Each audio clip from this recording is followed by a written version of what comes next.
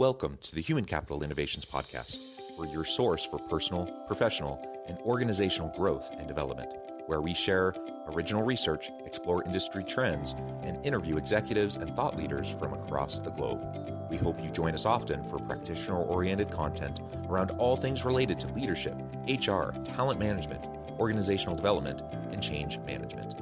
Maximize your personal and organizational potential with Human Capital Innovations Podcast.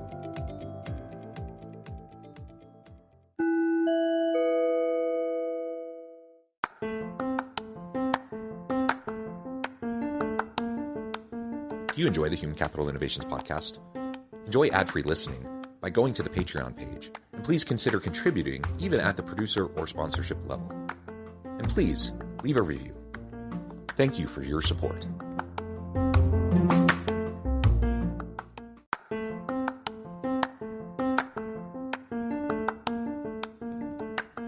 Welcome to the Human Capital Innovations Podcast. In this HCI Podcast episode, I talk with Kimberly Reed about strengthening our commitment to creating a more diverse workplace.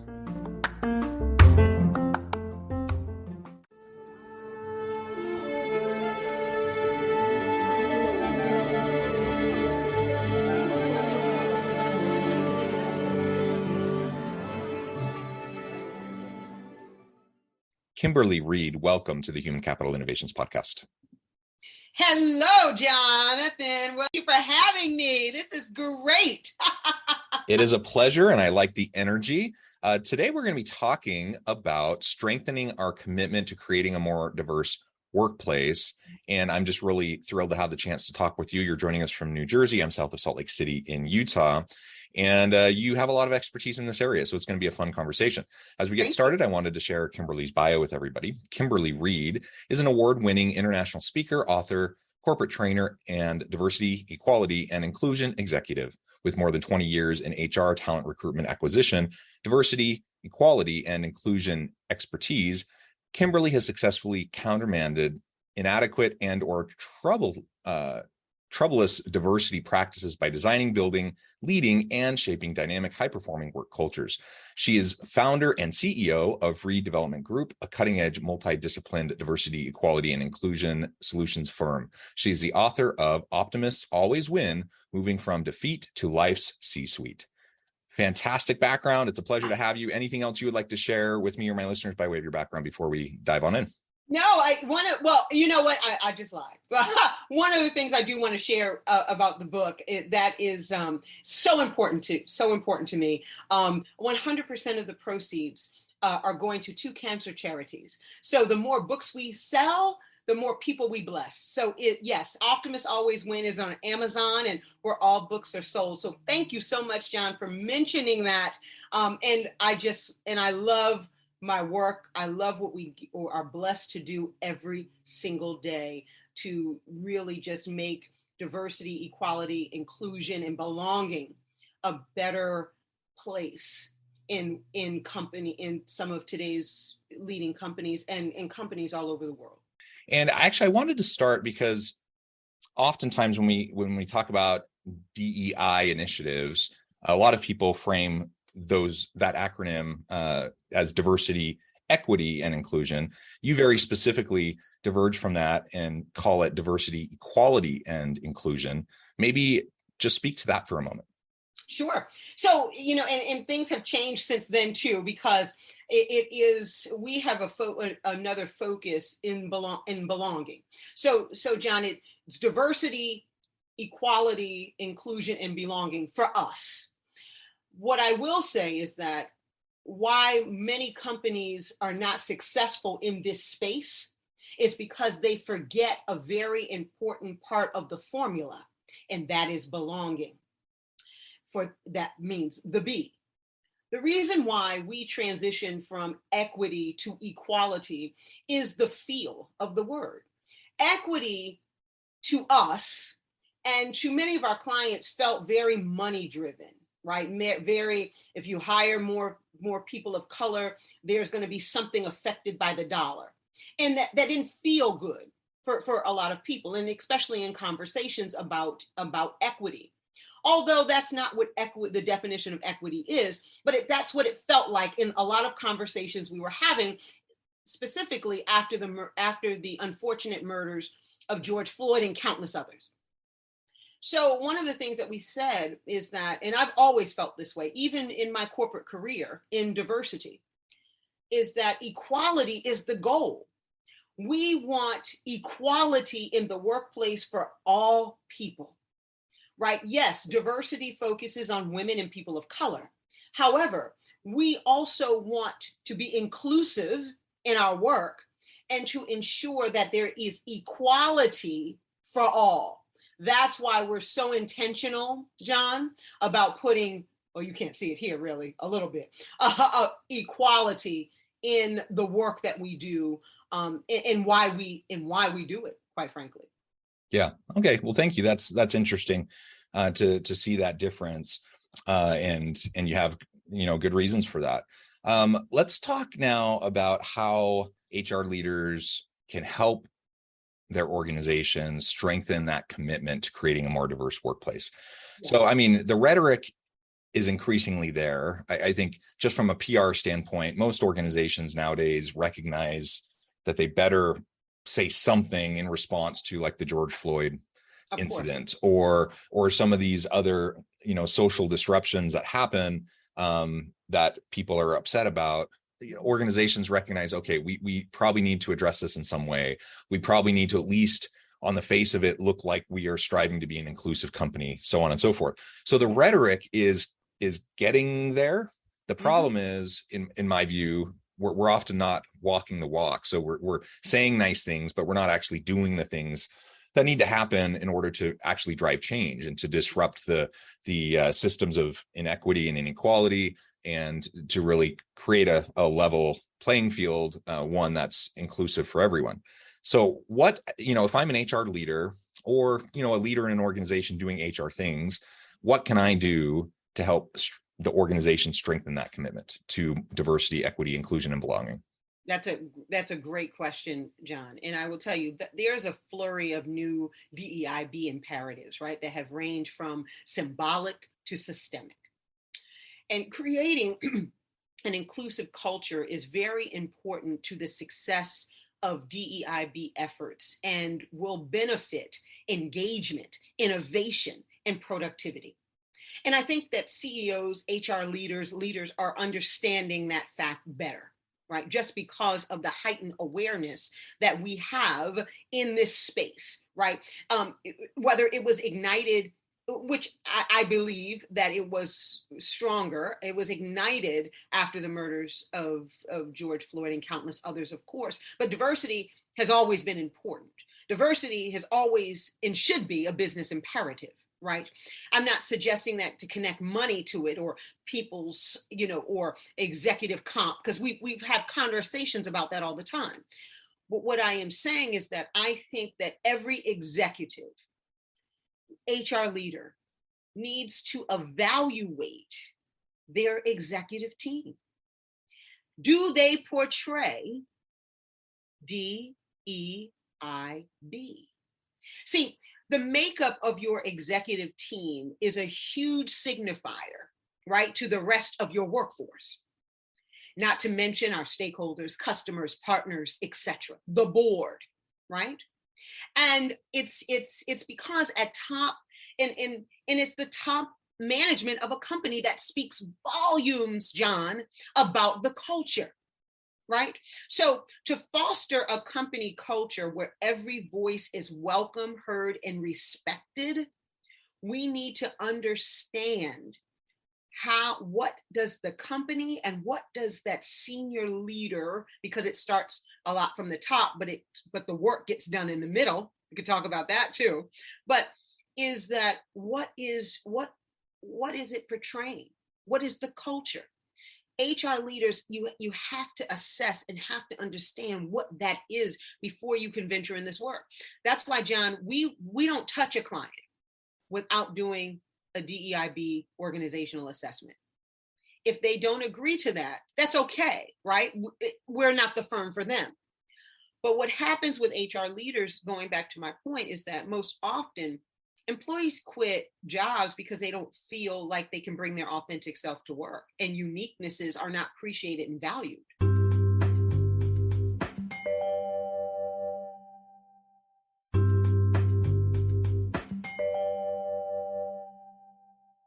John, but we learned so much, right? Because, people initially, and this is going to sound like a total oxymoron. The Great Resignation was a good thing.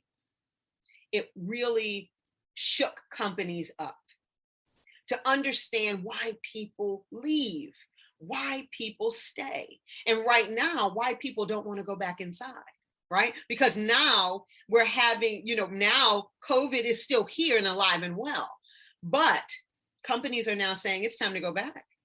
It's time, no more hybrid, no more virtual. We're going back inside.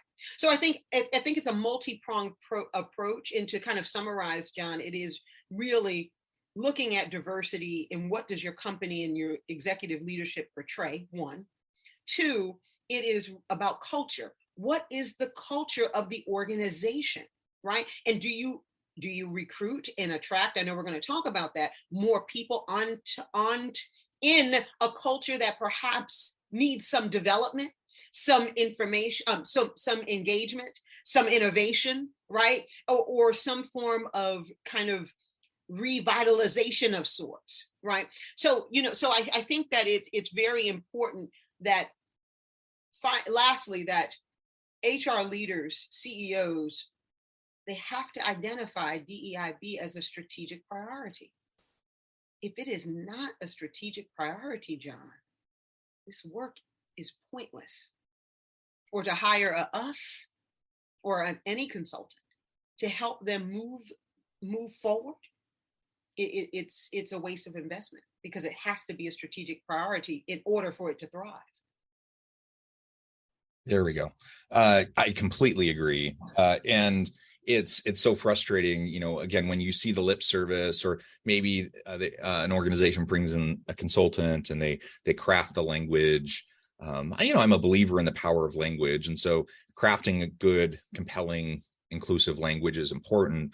But if that's, where it stops, and that's where it is, that does stop for a lot of organizations, then nothing's ever going to happen. And you can hold a big retreat and a meeting and have conversations, and it might move the needle for a moment. But if it's not sustained and you just have that meeting and then you get back to business as usual, nothing's going to change. And you mentioned, for example, the composition of the board, the composition of the C-suite. These are the high profile positions that everyone looks to, and that reflects on the organization's commitment to diversity, equality, inclusion, and belonging. And you can say all the right things, but then if you have a bunch of middle-aged white dudes on your board or in the C-suite, that says something else. And people are going to pay attention more to what you do than what you say, especially if the two are inconsistent. So the next question, you kind of already started to segue into this, but how do we go about then recruiting and attracting more diverse talent, especially if we're in the challenging position right now of not having a lot of diversity? It can be really challenging to bring in good, high quality, diverse candidates when they don't see themselves in the organization. So how do we start that process to start the pipeline and to reshape the way our organization looks? Well, I'm so glad that you asked that, Jonathan, because there's this, so a couple things. There was never a war on talent, diverse talent. We heard that cliche before. There was never. I know pockets in droves of talented, diverse talent, top diverse talent. They dwell in my sorority, Alpha Kappa Alpha sorority, right? They dwell in my volunteer women's organization called the Links Incorporated, right? And the reason why I brought those two up specifically, because you're talking about women and then women of color, right? For example, there are 300,000 women that belong to Alpha Kappa Alpha Sorority Incorporated across the globe. We have chapters all over the country, but you cannot identify diverse talent. That's the pushback, right? And I used to be I'm a retired recruiter, right? And talent leader. So I understand that recruiters are burnt out. Hiring managers, they wait till the 11th hour, and then they want to add diversity to the slate. All of that. I want to set that stage, Jonathan, because I'm not pointing fingers, but the reality is we've got to do better, right? So there's strengthening diversity in the workplace really means helping interviewers and hiring managers understand common biases that may influence their hiring decisions, right? Because people, and I'm kind of working backwards a little bit, because recruiters can bring talent to the table, no question. But when the talent gets to the table to be interviewed, they hit a brick wall because we're not equipping our hiring parties, managers, people who see this talent, right, for them to ask the right questions, or they're influenced by their biases as well. So there's a couple of ways, though, to recruit for a diverse workplace when you have assembled and when you have educated the interviewers and hiring managers, right? So I'm saying this is subsequent to that step. You got to go where the people are. A lot of times I used to tell recruiters, we actually, John, we have, it's called the Diversity Recruiters Innovation Bootcamp. So that's one of our services that we provide to organizations. And it's not a sell tactic. My point is, it's been very requested, right? Because companies are looking for this secret sauce of how to identify talent. So a few things, though, are a part of the secret sauce. I can't give away all the secrets, but one is you have to, go where the people are. So, for example, if you are in Washington, D.C., and you have an office in Washington, D.C., and you have a strong accounting need, Howard University is a historically Black college and university, which is also called an HBCU. You should be tapped in for campus recruiting, for executive recruiting and experienced hire recruiting. You should be tapped into their alumni network. They have over 80,000. They're one of the largest alumni networks in the country for an HBCU. So you have to also review your job requirements. What are the job requirements? A lot of times when we start attracting folks, like I just gave the example from Howard, right? And we have these jobs because we go to the job fairs, we have these sessions, and we have the job requirements in front of us. However, they don't speak to the role itself. I'm not saying speaking to the person, but we don't have a good sense of what the role is, or what the trajectory is, or what is the rhyme or reason to this role.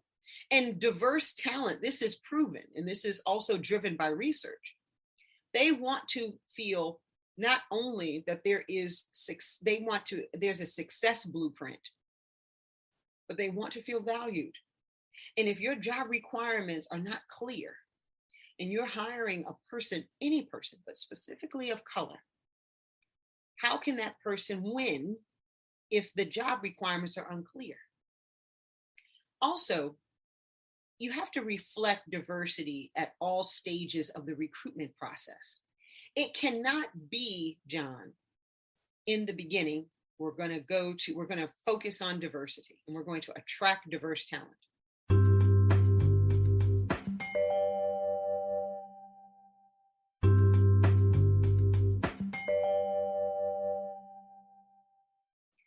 But it has to be representative of each part of the process, from hiring, right? From, so it has to be very focused, and it has to be very deliberate and intentional, your recruitment practices and processes. But more importantly, it has to be seen. And so a lot of times when diversity isn't seen in organizations or seen in the recruitment process, oftentimes you're not successful. The other piece to it is that diversity is inward. Diversity and inclusion is outward. What do I mean by that?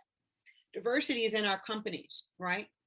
When we start to hire, inclusion, talent has to see an inclusive culture in workplace. When I click on your website as someone that I'm looking for a job, and I see zero representation of me or your customer or yours or the board or stakeholders, whomever, why would I want to go to that company? See, you have to consider standardizing not only your recruitment stuff, processes, interview questions, that's all good. But the entryway, what does the entryway to your company look and feel like? So you have to be willing, and we say this to our customers all the time, you got to be willing to throw your existing strategy out the window if it's not working. Stop trying to, okay, maybe we'll go to this school differently. No, you have to develop also an employer brand that showcases your diversity. So to recap in the sense of what I would tell three things. You got to look at your interviewing, the interviewers, right? Because that's one of the entryways into the organization.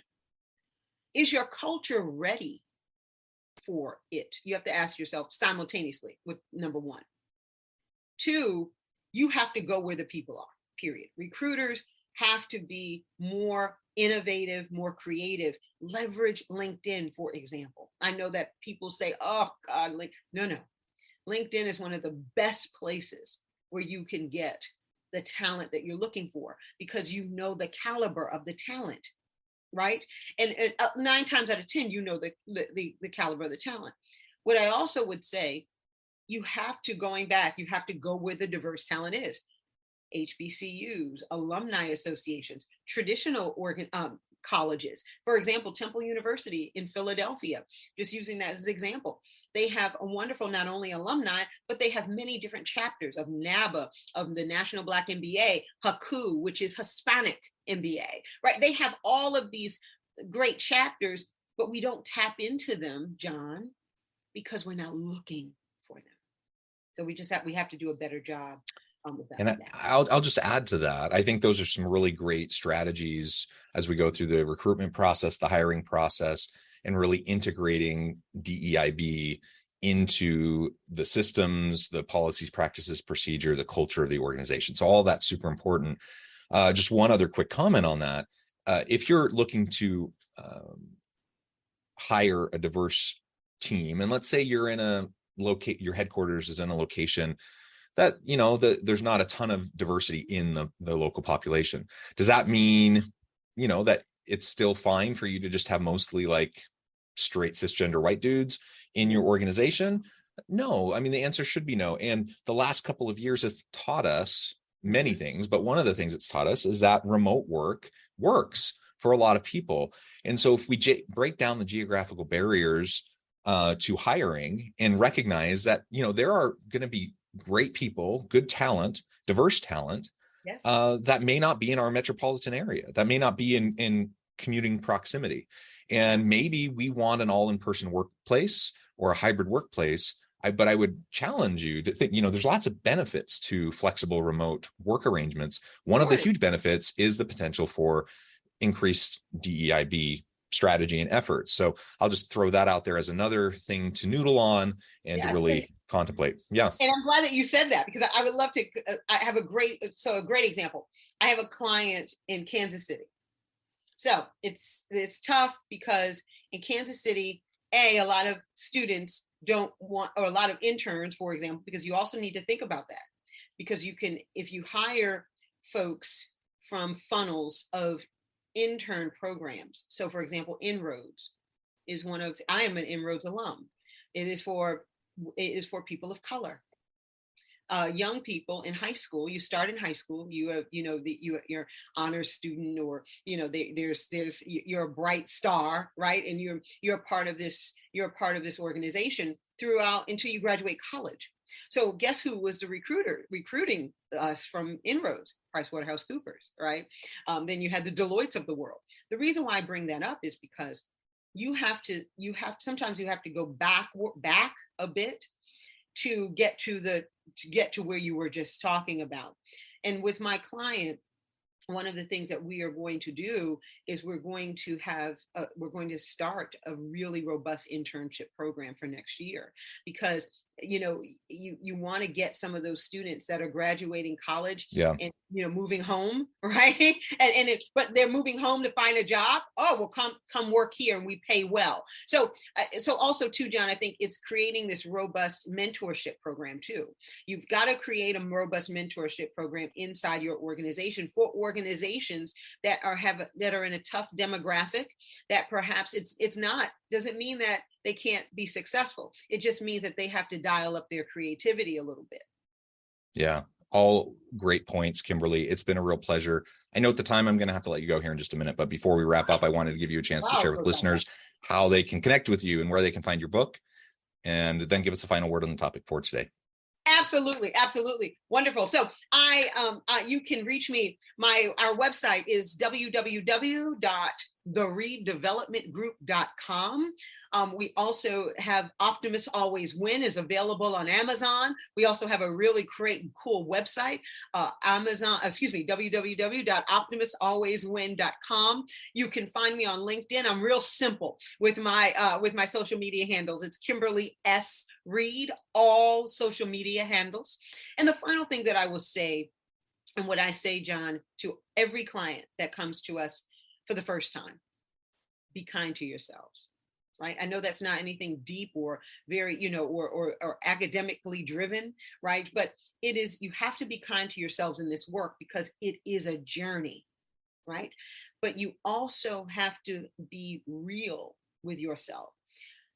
Every company, when you're venturing into this work, or if you're in the middle of the work and you're revitalizing your strategy, make sure that you align yourselves, if you need a consultant, with a consultant that is certified, globally certified in diversity, and can help you with your DEIB organizational assessment. That is the most important ingredient in any part of this work that you'll ever achieve. And the way to be successful is to understand fully where you are today. Remember, business executives, all of us, all over the world, the pandemic is proving to be one of the greatest leadership tests of our time. Diversity is hard, yes, but to integrate diversity for the ultimate goal, for DEIB to be in the DNA of your organization, you will win. I love it. Thank you, Kimberly. It's been a pleasure. I encourage listeners to reach out, get connected, find out more about what Kimberly and her team can do for you. Check out the book. And as always, I hope everyone can stay healthy and safe, that you can find meaning and purpose at work each and every day. And I hope you all have a great week. Do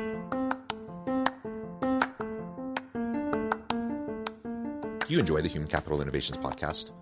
Enjoy ad-free listening by going to the Patreon page. And please consider contributing even at the producer or sponsorship level. And please leave a review. Thank you for your support.